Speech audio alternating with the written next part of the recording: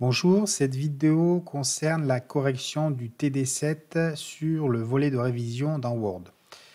Alors pour faire ces trois exercices, on va avoir besoin de fichiers complémentaires. Donc sur l'espace iris de l'ENT, il faudra récupérer le TD7 texte brut 1, le TD7 texte brut 2, et aussi le cours, le TD7, le volet de révision Office 2013, puisqu'on fera des comparaisons entre les textes bruts et le cours. Sur l'exercice, donc première chose, c'est télécharger les fichiers. Là, on vous indique que le document TD7 texte brut 1, donc je vais aller l'ouvrir, il est ici. Donc on vous informe que le fichier, il a été protégé à travers la fonction restreinte de modification, sur laquelle on peut ajouter uniquement des commentaires. Donc si je vais voir le document Word, sur ce document, on peut voir, alors je vais ici au niveau du texte, on peut voir que si j'insère le curseur quelque part, je tape sur mon clavier, il n'y a rien qui va se passer, parce que je suis en restriction. Et puis au niveau de la mise en forme, on voit bien aussi ici que tout est grisé, donc je ne peux pas mettre en forme le document, il y a bien une restriction. Et puis dans Révision, quand j'active Restreinte de modification, qu'on a le volet Office qui apparaît, on voit bien qu'ici, on a la possibilité de désactiver la protection. Donc, ce qui veut dire qu'une protection a été mise en place sur ce document. Donc, vous trouverez sur l'INT la fiche 7 volet de révision, donc c'est le cours, donc, qui est ici. Donc, j'ai ouvert sur cet onglet. Voilà le cours. Première question.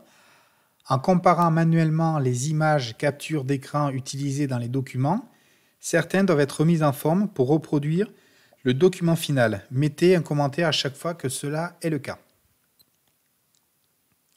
Donc, je prends ici le document qui a été réalisé. On s'intéresse uniquement aux images. Et ce qu'on va voir par rapport au document, ici, chaque fois que l'on a une image, par exemple ici, l'image est centrée. Si je vais là, on voit que l'image, c'est pas tout à fait la même déjà, mais on voit qu'elle n'est pas centrée. Donc là, je ne peux pas la centrer parce que je n'ai pas accès ici à cette modification. Par contre, je peux, dans le mode révision, ajouter un commentaire où je mettrai centrer l'image. Si on regarde tout le document, alors je l'ai mis sur le... Je vais le supprimer.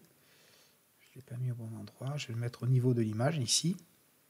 Je vais sélectionner l'image. Nouveau commentaire. Centrer l'image.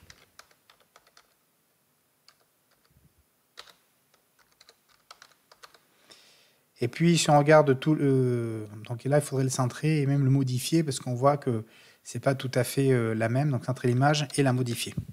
Ou refaire une copie. On va la modifier. Et si je regarde tout le reste du document, on va avoir à peu près les mêmes choses. C'est qu'à chaque fois, soit il va manquer une image, ce n'est pas tout à fait les mêmes choses. Donc là, c'est pareil, il faut centrer l'image et la modifier. Parce que c'est une vieille version de Word qui a été utilisée pour faire ce document. Donc j'ajoute un commentaire. Non, c'est pas là-dessus que je voulais le faire. C'est sur l'image.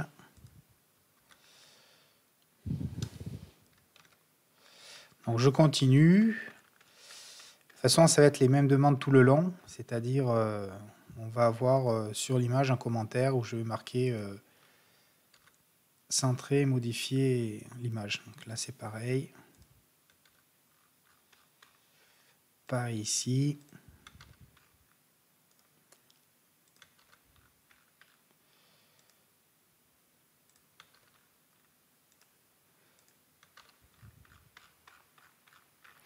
Voilà.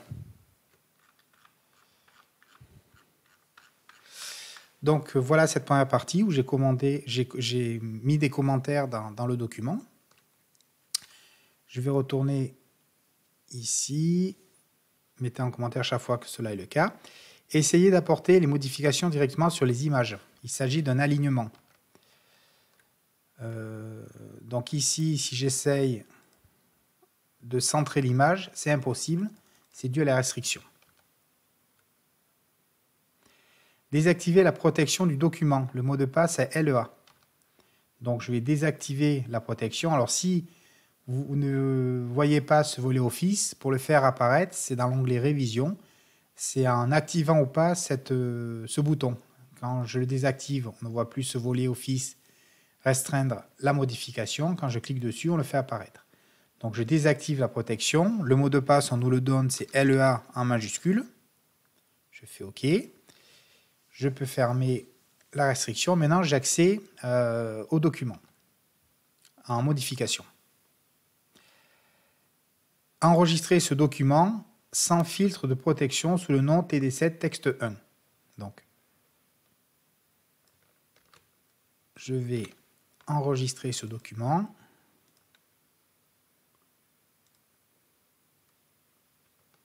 Que j'appelle TD7 texte 1 enregistré. Voilà, le document est enregistré. J'ai fini pour le premier exercice. Deuxième exercice, donc je vais fermer ce document.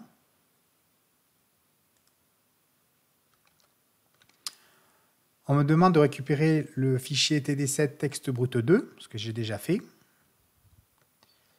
Je vais l'ouvrir.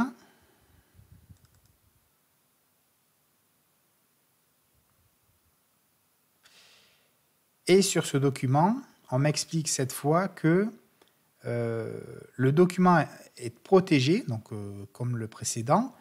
Vous pouvez uniquement appliquer les styles titre 1, titre 2. C'est-à-dire que ce n'est pas une restriction complète sur le document en autorisant uniquement à rajouter des commentaires. Mais là, on a autorisé d'appliquer, de mettre en forme le document avec deux styles, titre 1 et titre 2.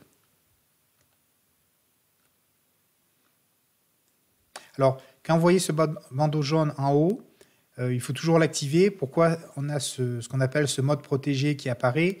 C'est quand on récupère un document d'Internet, par défaut, il avertit en disant attention, vous avez récupéré ce fichier Internet. Est-ce que vous voulez l'activer pour faire des modifications dessus? C'est dans le cas où il y aurait un virus dedans ou quelque chose que vous ne contrôleriez pas sur votre ordinateur. Donc, il y a toujours cet avertissement qui apparaît sur le document. Je le zoome un peu pour avoir une seule feuille. Voilà. Alors, comme tout à l'heure, on va le vérifier. Quand je vais dans Révision, on voit bien que je peux le désactiver. Donc, il y a bien une restriction qui a été mise sur ce document. Quand je vais taper du texte, là-dessus, là, j'ai le droit de taper du texte. Et au niveau de la mise en forme, donc j'ai le droit de modifier le document. Et au niveau de la mise en forme, on peut appliquer que le titre 1 et le titre 2. Donc on va le voir. Si je vais dans Accueil, je demande l'accès au style. Je n'ai accès qu'à deux styles. Je n'ai pas accès aux autres styles du document.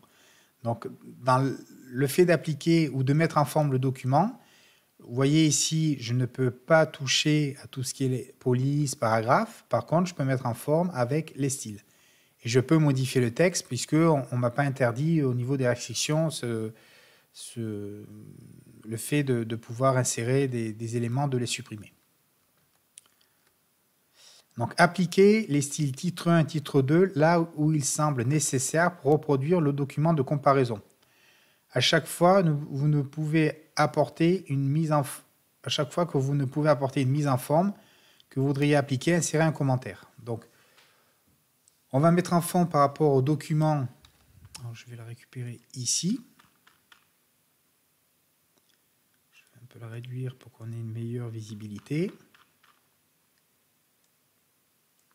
Voilà. Donc ça sera le volet de révision. Ça, c'est un titre 1. Donc je vais ici, le volet de révision, et j'applique le titre 1. Le groupe de commandes de vérification, donc ici, c'est un titre 2. Non, je dirais plutôt, je me suis trompé. Ça, c'est le titre général, donc ça, c'est plutôt un titre 1, et grammaire et orthographe, c'est un titre 2. Donc, c'est pas grave. Là, je vais effacer, je vais le mettre en normal. Donc, c'est quelque chose qu'il faudrait mettre mettre en forme de manière manuelle. Donc, ça, c'est plutôt un titre 1. Le groupe de commandes, tout à fait. Et grammaire orthographe, c'est un titre 2. Désolé. Titre 2. Donc ça sera à mettre en forme manuellement. Donc je peux le mettre dans un commentaire. Je vais réviser, ajouter, mettre en forme le titre.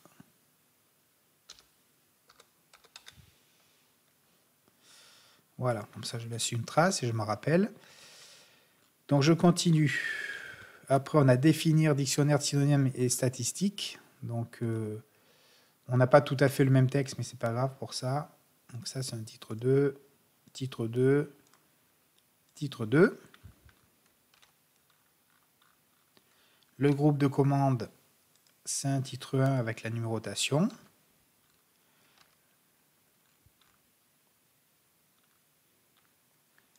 Le groupe de commandes, c'est un titre 1, là aussi.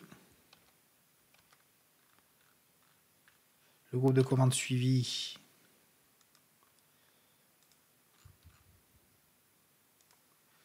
donc ça, c'est que des titres 1, tous les groupes de commandes.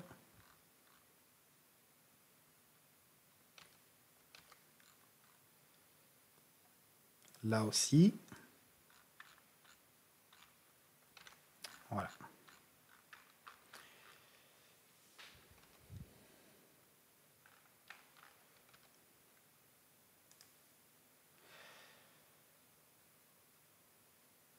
Alors, voilà. Donc, je pourrais tout à fait aussi mettre des commentaires en plus. Donc, je vais le faire juste à l'endroit. Par exemple, si la mise en forme, c'est gras bleu, donc je pourrais toujours dire... c'est que je vais avoir ça. Groupe de commandes protégées, est-ce que je l'ai dans le document?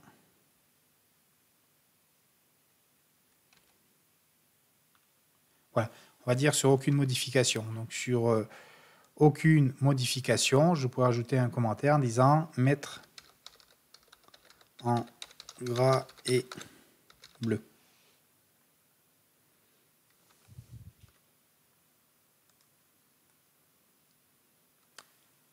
Essayez de mettre en forme les images.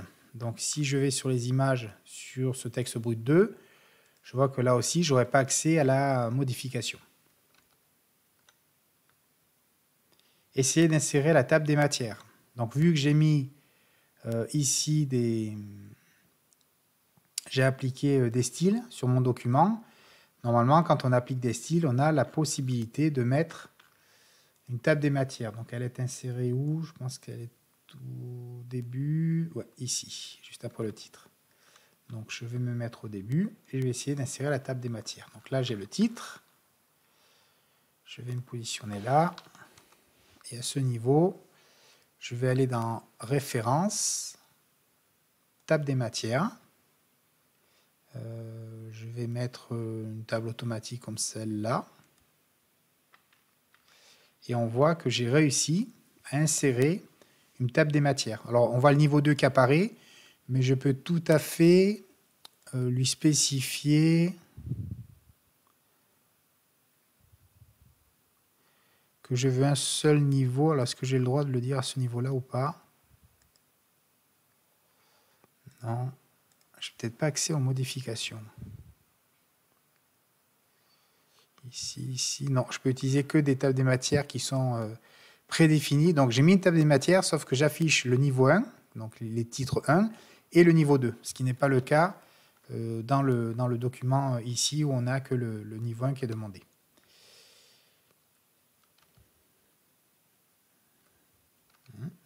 Alors, désactiver la protection, le mot de passe c'est LEA2.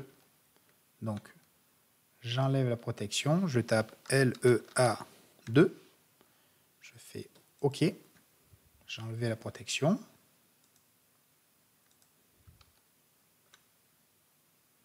Enregistrer ce document sans filtre de protection. Quand on dit sans filtre de protection, c'est-à-dire On ne met pas de restrictions sur l'accès, sur la mise en forme ou quoi que ce soit. On l'a désactivé, la protection, donc on n'en rajoute pas.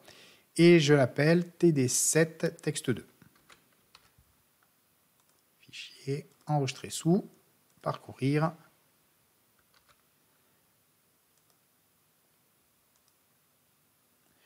Voilà pour le deuxième document. Je vais le fermer.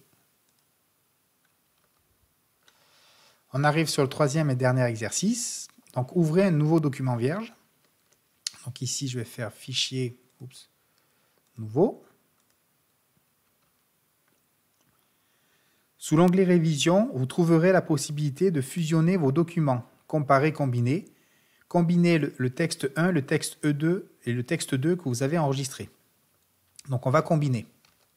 Donc je vais sur révision, comparer, combiner, parce que dans les deux, j'ai apporté des modifications. Alors on ne spécifie pas ce qui est le texte original, non. Donc du coup, je vais mettre dans le premier le texte 1 et dans le deuxième le texte 2. Alors, vous voyez ici apparaît mon nom parce que comme je suis reconnu au niveau de Word, on sait qui a apporté les modifications. Ce serait quelqu'un d'autre, et bien on aurait le nom de la personne qui a modifié les éléments. Et je vais faire OK.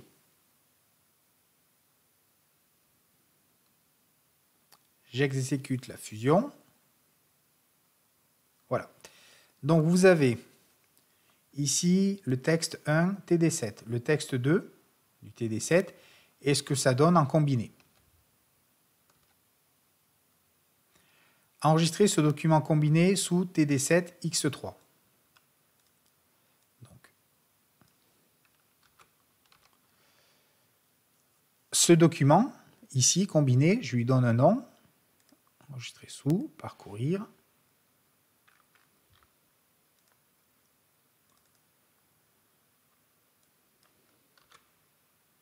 Enregistrer. Activer le suivi des modifications. Donc j'active le suivi des modifications sur cette partie-là. Apporter toutes les modifications manquantes pour reproduire le texte fiche 7, le volet révision, mise en forme de la table des matières, tout ça, etc. Donc sur ce document révisé, que je vais parcourir, je vais pouvoir dire qu'à ce niveau-là, cette fois, je vais pouvoir... alors, vous voyez ici, on a les deux visions. Quand je descends, on parcourt les trois documents, c'est-à-dire le document 1, le texte 2, et le résultat qui est fusionné ici à l'écran. Donc j'ai cette visibilité. Et vous voyez, ça suit bien tout le document. Donc maintenant, on ne travaille que sur celui qui est combiné. Je dirais qu'on n'a plus besoin des deux autres. On va le garder juste pour faire voir tout, je l'enlèverai tout à l'heure, comment est arrivé ce document fusionné. Alors au niveau de la table des matières ici, je ne pouvais pas tout à l'heure dire que je voulais garder qu'un niveau. Cette fois, je dois pouvoir le faire. Si je vais dans Références, table des matières, table des matières personnalisées, et je vais lui dire que je garde qu'un niveau. Je fais OK. Voulez-vous remplacer? Oui. Donc il me l'a remplacé. On voit que ici, j'ai gardé que le premier niveau. Là, j'avais un commentaire qui était centré, modifier l'image. Je ne vais pas la modifier, mais je vais les centrer. Donc, je vais dans l'accueil pour dire je centre. Celui-là, je le centre aussi. Je le centre. Donc là, on voit qu'il y a eu des modifications parce que j'ai appliqué des styles. Il y a une numérotation automatique. Je centre. Je centre. Je centre. On voit bien que ça a été demandé. Je reviens encore dessus. Centrer l'image et la modifier. Donc, comme je redis bien, je ne modifie pas les images. Il faudrait que j'aille copier et recoller à chaque endroit l'image, mais ce n'est pas l'objectif. Voilà. Puis après, on avait dit que ça, il fallait que ça soit en gras et en bleu. On va prendre ici. Je vais faire pareil pour le reste. Je vais recopier ici cette mise en forme pour l'appliquer ailleurs. Voilà, je crois que c'était aussi mis en place là-dessus. C'était en gras ici. Donc voilà pour la mise en forme du document. Je vais enlever les deux autres parce que c'était juste pour vous faire voir. Donc là, j'ai mon document qui est issu de la fusion des deux autres. J'ai regardé ce qui était demandé, j'ai rectifié. Donc je l'enregistre encore.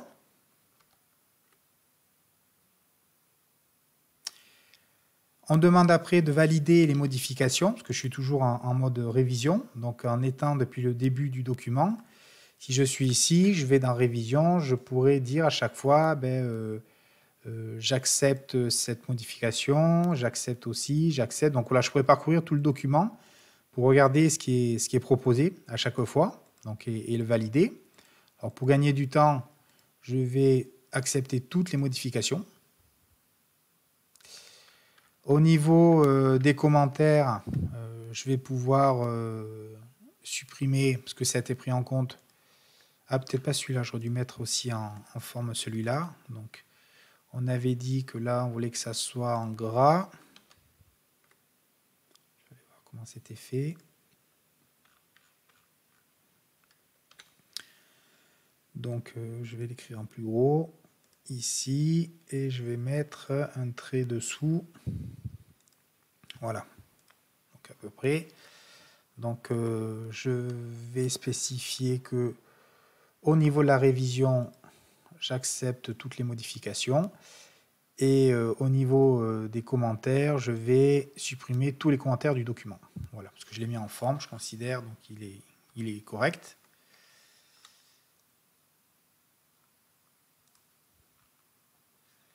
Utilisez la vérification grammaire orthographe sur votre document. Que constatez-vous?